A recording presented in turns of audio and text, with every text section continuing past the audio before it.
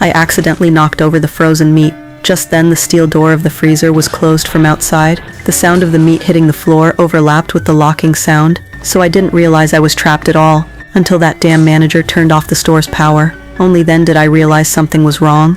I rushed over and banged on the steel door, trying to get the manager's attention, but the manager was busy going to find his lover. Had already pressed the elevator and left this place in panic. I quickly turned on the emergency light switch, took off my backpack, ready to take out my phone to call for help. Only then did she remember that for convenience while working, she had left her phone outside before coming in. Seeing the situation was bad, I quickly found a cart, then charged toward the steel door with force. After dozens of impacts, not only did the steel door show no signs of loosening, but my hands were shocked red and purple.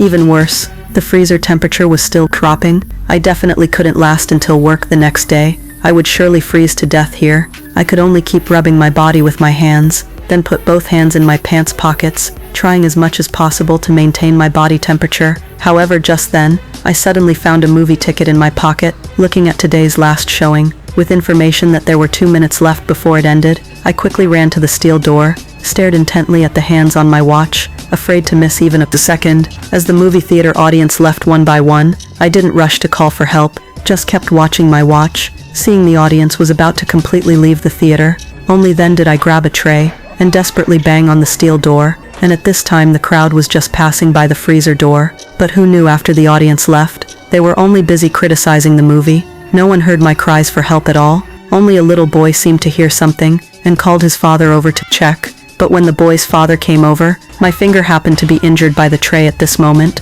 The father, who couldn't hear any movement, could only carry the boy and leave the mall.